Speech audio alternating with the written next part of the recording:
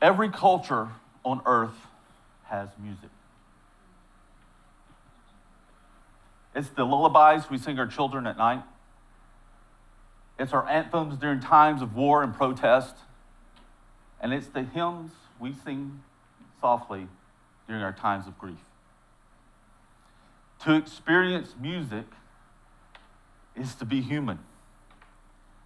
The ancient Greeks actually used music and the performance of music as a way to test an individual's character.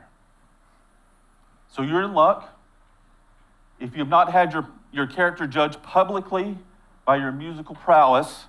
There is a piano in the lobby, and I should be finished in about 7 to 8 minutes.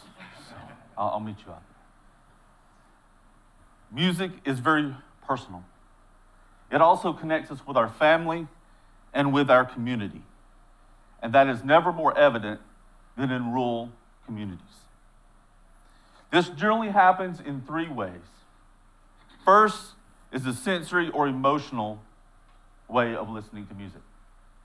When I hear a piece of music, it makes me feel happy, sad, glad, anxious, angry, enraged. It's been a while since I've been enraged about a piece of music, but it could. The second way is the associative way of listening. When I hear this piece of music, it reminds me of something. It reminds me of sitting on my grandmother's porch. Now, oftentimes, the sensory approach and the associative approach are tied together. It's hard to separate. As I listen to a piece of music, it reminds me of sitting on my grandmother's porch, and it makes me happy. That is where we see that intertwine with ourselves, our family, and our community. And lastly is the intellectual approach, the study of music theory, of how to perform. When you have these 3 together, we start to think about when our grandmother gave us our first piano lessons, or someone in the community, or we had a sing-along with our families, or at church, or at a community event. Music was part of that. And tonight, I'm going to share one story of how a very simple decision created a legacy and impacted generations of multiple families. In 1920, a group of coal miners decided that their rural community needed a church. Now, this was not too uncommon. Historically, churches were one of the first buildings that a community would put together. It provided comfort, it provided a safe haven, and it provided a place of worship and to experience music. So this was not very uncommon. Members of this group included Henry and Ida Lee Staton, Molly Laughlin and her son Charlie Laughlin, and Joel Murphy.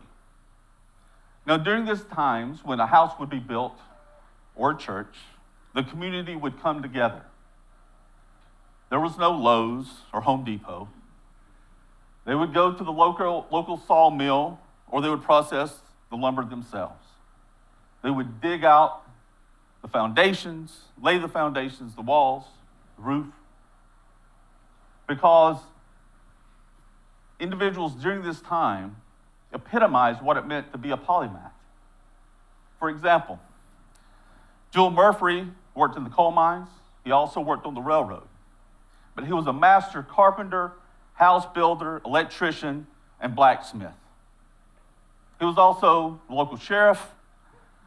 He won a state shooting competition for marksmanship with a pistol.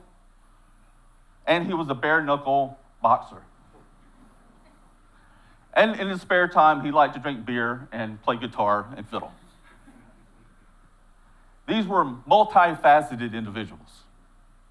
But when they came together to create this church, and when they did, it became this hub for the community. But little did they know, or maybe they did, that this would also become a hub for music education. During this time, especially throughout the rural South, Sacred Harp singing schools were all the rage. And sometimes they would be established within a church. Sometimes you would have an individual coming in for a week or two and then moving on. But this particular church had one that lasted 20 to 30 years and periodically after that. And the Sacred Harp singing schools were designed to introduce rural communities to music, music theory, and learning to sing and participate in the service. Little did they know that that would cause a ripple that would go throughout the generations.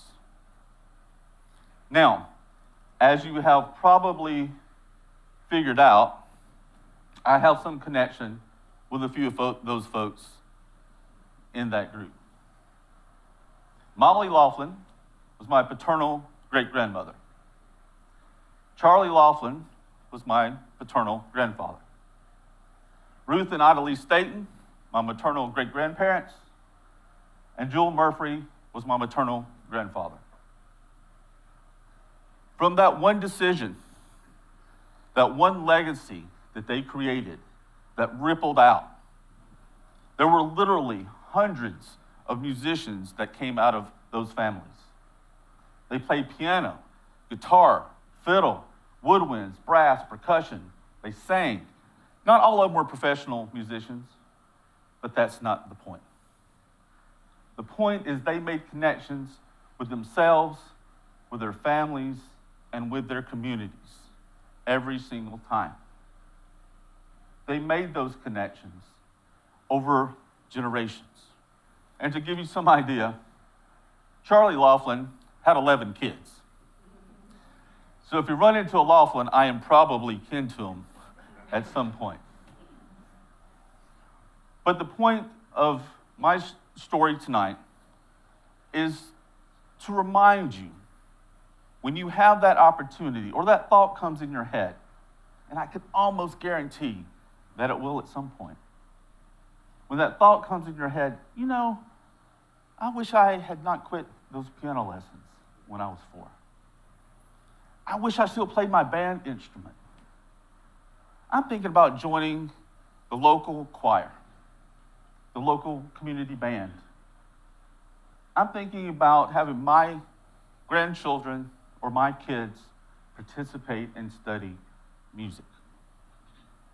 And when that pops into your head, I want you to think about that one decision they made 105 years ago and how that has rippled out among hundreds of cousins, uncles, nieces, nephews, and current family members to become musicians. And to have that experience with their own lives, the lives of their family, and the lives of their community. And just remember that the smallest pebble, even the smallest pebble, makes waves in the largest lake. Thank you.